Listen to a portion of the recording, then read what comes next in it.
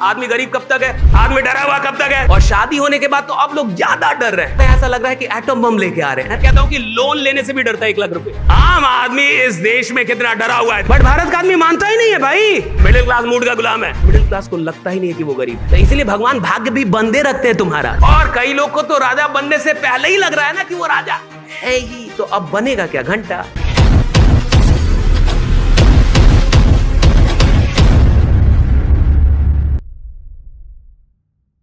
आदमी गरीब कब तक है, जब तक मान रहा है। आदमी डरा हुआ कब तक है, जब तक अपने आप को कमजोर मान रहा है। जिस दिन आप डरना छोड़ देते हैं उस दिन लोग आपसे डरने लगते हैं। आप किसी से नहीं डरेंगे तो सरकार आपसे डरने लगेगी। आप लखनऊ में आइए, पतला दुबला कोई आदमी आ जाए और उसके बारे में मामला फैल जाए कि किसी से नहीं डरता है, तो सबसे पहले लखनऊ का सबसे बड़ा क्रिमिनल उसको बुला लेगा कि इससे मीटिंग सेट करवाओ। भाई कहाँ नहीं डर रहा, किसी से नहीं डर रहा है तो इससे डर के रहना होगा ना। जो किसी से नहीं डरता उससे सब डरने लगते। दुर्भाग्य से आम आदमी इस देश का डरता बहुत है। उसको बड़ा डरा के रखा गया। पहले तो अपने बाप से ही डरता है। पहला डर तो घर से शुरू हो जाता है। उसको इतना डरा के रखे, पापा आ रहे हैं, पापा आ रहे हैं, ऐसा लग रहा है कि एटम बम लेके आ रहे हैं। पापा बाप आ रहा है, भाई इतना डरा के काहे रखा हुआ है। पहले ही डरने लगा। उसको मम्मी बता रही पापा आ रहे हैं। पढ़ने जाता है तो उधर टीचर से डर रहा है, डर ही तो रहा है। एग्जाम दे रहा है तो फेल होने से डर रहा है। नौकरी, जब सारी डिग्री मिल गई तो अब इस बात से डर रहा है कि नौकरी मिलेगी कि नहीं। नौकरी मिलने के बाद बॉस से डर रहा है। और शादी होने के बाद तो अब लोग ज्यादा डर रहे हैं।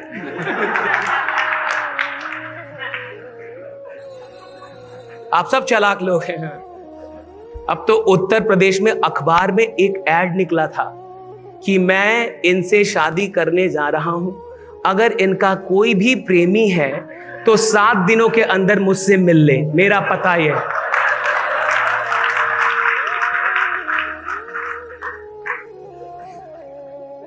शादी भी खौफ हो गया अब तो। मैंने देखा बागेश्वर बाबा धीरेन्द्र शास्त्री जी ऑस्ट्रेलिया गए थे, अभी हाल फिलहाल में ऑस्ट्रेलिया दौरे पे थे। तो ऑस्ट्रेलिया में किसी भक्त ने उनसे पूछा कि आपकी शादी मतलब कब होगी। तो बोले कि पहले तो मैं भी सोच रहा था कर लूंगा, अब मेरे को भी डर लग रहा है। तो उनके भक्त ने उनसे कहा कि भाई आपको क्या डरने की जरूरत है, अबे आपको धीरेन्द्र शास्त्री हे बाबा आपको क्या डरने की जरूरत है। तो उन्होंने कहा कि वहां किसी की नहीं चलती, कोई हो कहा नहीं चलता यार। राइट, आप देखिए ना आम आदमी इस देश में कितना डरा हुआ है। देखिए आप आम आदमी से पूछिए, आप आम आदमी एक काम करना जानता है, बहस। कोई भी मुद्दा लाइए, उसके पास 2 लॉजिक है कि आप गलत हैं, बस आप समझ नहीं रहे हैं, आप गलत हैं। एक दिन आपको मेरी बात समझ में आएगी। आदमी डरा हुआ है इस देश का। अच्छा देखिए, अच्छा इस देश में आदमी 10-20 हजार के लिए नहीं डरा हुआ है। 10-20 हजार किसके पास नहीं, मुझे बता दीजिए। इस देश में अगर कोई भीख भी मांग रहा है ना अनुशासित होके रोज रोज, तो 1 साल भीख भी मांगने वाले के पास 10,000 रुपया है। जो कामचोर ना हो, रोज जाए मंदिर टाइम पे। और ऐसे भिखारी है जो भीख मांग मांग के मुंबई में फ्लैट ले लिए। पढ़ रहे थे हम, आप भी गूगल कीजिएगा कि भिखारी जिसने मुंबई में फ्लैट लिया। भाई भिखारी फ्लैट ले लिया मुंबई में और आप अभी तक रेंट पे हैं, कुछ तो गड़बड़ है। मानिएगा कि नहीं मानिएगा। बट भारत का आदमी मानता ही नहीं है भाई। मैंने क्या बोला, भारत का आदमी को बोल दीजिए आप गरीब हैं, लड़ लेगा। हमको गरीब बोले हैं, हमको। आपको पता है हमारे दादा कौन थे? भाई दादा थे, चल गए, तुम कौन हो? हाँ नहीं, चाचा मेरे विधायक हैं, चाचा ही रहेंगे। हाँ तुम ना हो पाओगे। इस बात को आप समझिए। मैंने जब ये न्यूज पहली बार सुनी कि मुंबई में कोई भिखारी ने फ्लैट ले लिया, भले वो 20 साल ही मांग के लिया भीख, 25 साल, लेकिन भिखारी मुंबई में फ्लैट ले लिया, ये बड़ी बात है भाई। ये सोचने का विषय है, ये चिंता का भी है और चिंतन का भी विषय है। इसमें दोनों विषय है भाई कि भिखारी कैसे ले लिया भाई। यहाँ 3 खानदान से मिडिल क्लास रेंट पे रह रही है, 4 खानदान से मिडिल क्लास रेंट पे रह रही है, और वो भिखारी फ्लैट ले लिया क्योंकि वो भिखारी अनुशासित होगा, रोज भीख मांगता होगा। मिडिल क्लास के साथ दिक्कत है, 4 दिन काम करेंगी, 5वें दिन कहेंगे मोटिवेशन नहीं मिल रहा, आज मन नहीं कर रहा, आज मूड नहीं है, आज मौसम बढ़िया, पकौड़ी बनाओ, दुकान आज बंद रहेगा। तो इसलिए भगवान भाग्य भी बंदे रखते हैं तुम्हारा, रोज दुकान नहीं खोल पा रहे थे। मूड के गुलाम है, मिडिल क्लास मूड का गुलाम है, मूड का गुलाम। सबसे ज्यादा मूड में जीने वाली मिडिल क्लास, इसलिए मिडिल क्लास को लगता ही नहीं है कि वो गरीब है भाई। तो कह रही है ना कि मेरा सर जो मन करता है मैं वो करता हूं। इसमें आदमी को कैसा फील हो रहा है, राजा जैसा। ठीक है ना, फीलिंग देखिए ना, इधर मेरा मन होता है मैं काम करता हूं, नहीं होता है नहीं, मैं अपने मन का राजा हूं। अरे तू मन का गुलाम है, तेरा मन नचा रहा है तेरे को, तू मन का अभी गुलाम है। और जो मन का गुलाम है वो बाजार का राजा कैसे बन सकता है, राइट? जो अभी मन का, वो कैसे बाजार का राजा बने? बाजार का राजा बनने के लिए मन पे कंट्रोल करना पड़ता है। मन जैसा कहे वैसा नहीं, जो सही है वो करना। मन जैसा कहे वैसा करने को भैया बड़ा होना नहीं कहते, जो सही है वो करना, चाहे मन करे चाहे मन ना करे। मेरा जो धर्म है मैं वो निभाऊंगा। अगर व्यापार करना मेरा धर्म है तो व्यापार करूंगा, अगर रोज जाके लोगों से मिलना मेरा धर्म है तो मैं मिलूंगा, अगर रोज प्लान दिखाना मेरा धर्म है तो प्लान दिखाऊंगा, अगर मैं स्टूडेंट हूं पढ़ना मेरा धर्म है तो मैं पढ़ूंगा, चाहे मन करे ना करे।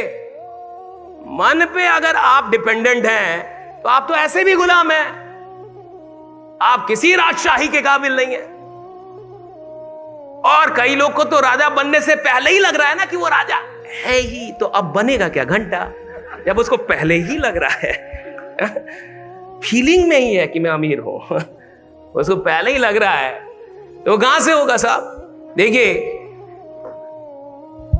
2-3 बातें समझिए, 2-3 बातें अभी मैं बता रहा हूं, इसके बाद मैं कहानी आपको एक सुनाता हूं। कोई अंदर से बद्दुआ तो नहीं दे रहा, गाली वाली तो नहीं दे रहा ना भाई? जो लेके आया था उसको दो।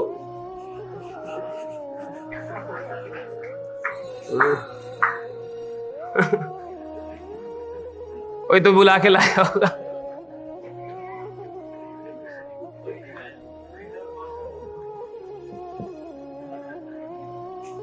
पहले थोड़ा लाइफ को समझो भाई।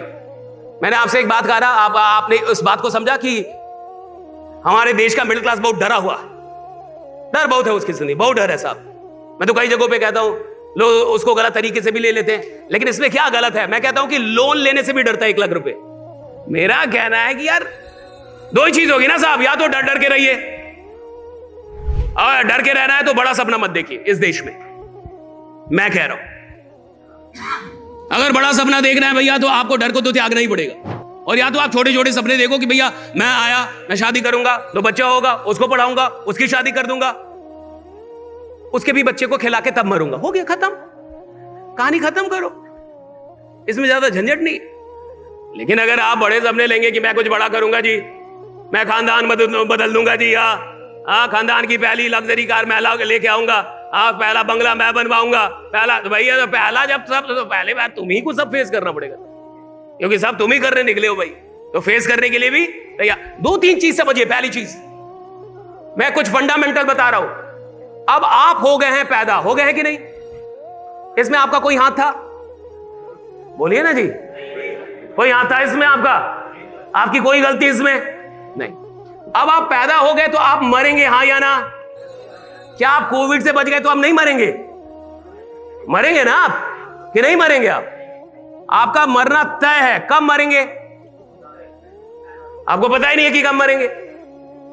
आपको पता है कब मरेंगे? नहीं मरे, आपको पता ही नहीं है ना, लेकिन मरना तो तय। तो फाइनली एक दिन आप मरेंगे, हाँ या ना? फाइनली एक दिन आप मरेंगे, हाँ या ना? इस हॉल में जितने लोग यहां पे बैठे 80 साल बाद होंगे, यहां पे कोई भी आदमी होगा, यहां पे 100 साल बाद कोई भी आदमी होगा, ये हॉल होगा, होटल होगा, लोग होंगे, चेयर होगा, दूसरे चेहरे होंगे, कोई और आके भाषण देगा, कोई और कंपनी चल रही होगी, कोई और प्लान चल रहा होगा, सब होगा, आप और हम नहीं होंगे। सही है गलत? जब एक दिन हम खुद ही नहीं होंगे, जब ये जिंदगी ही टेम्पररी है, तो किसी डर को परमानेंट क्यों बनने दे रहा है, जब ये लाइफ भी टेम्पररी है।